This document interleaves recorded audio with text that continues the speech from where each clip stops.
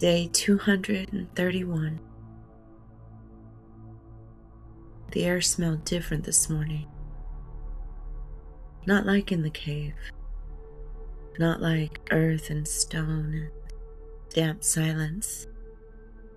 This air smelled metallic, sterile, controlled.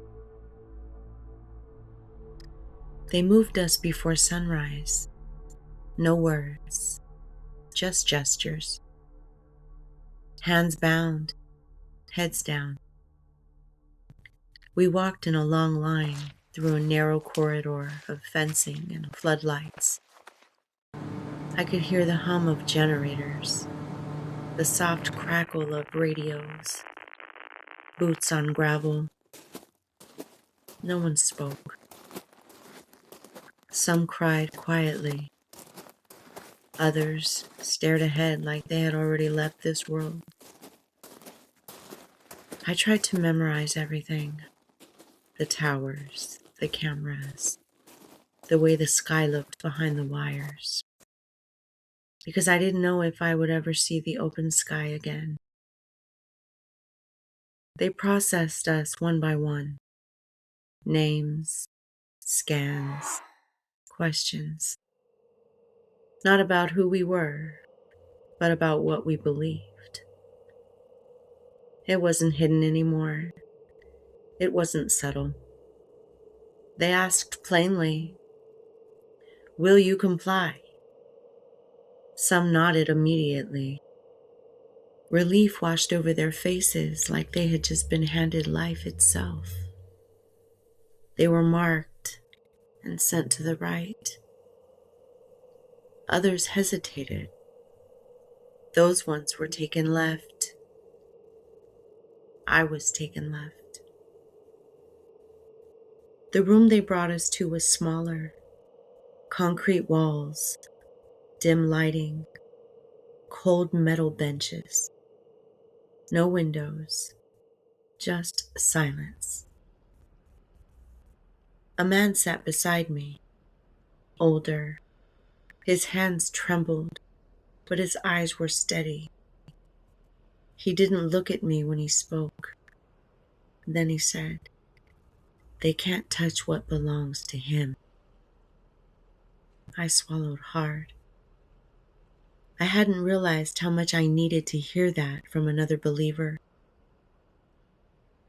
Across the room, a young woman whispered prayers under her breath. Another man quietly recited scripture from memory. No one had Bibles anymore, but the word lived in them. And in that room, it felt louder than any sermon I had ever heard.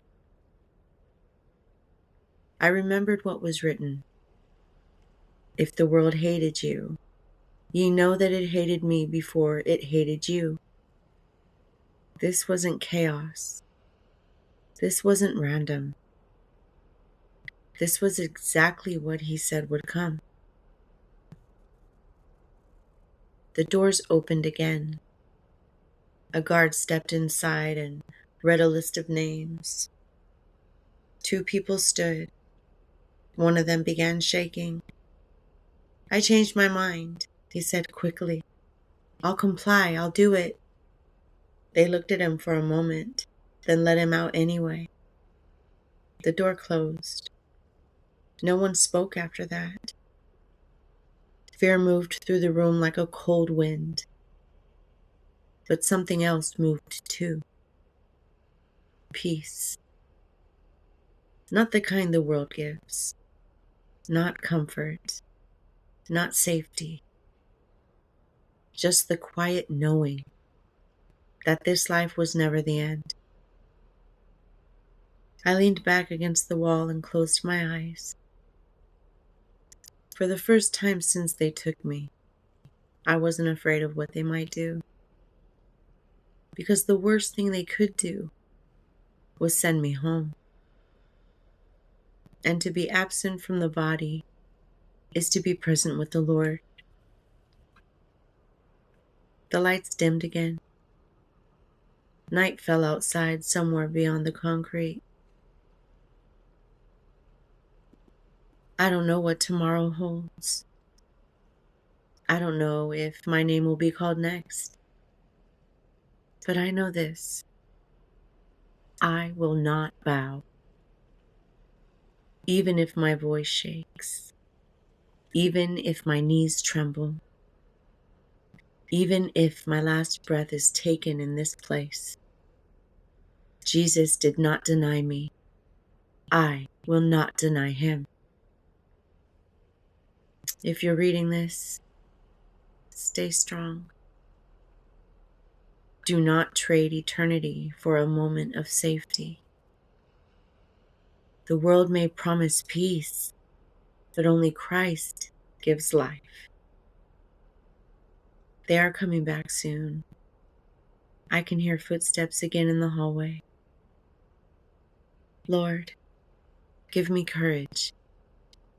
Whatever happens next, I am yours.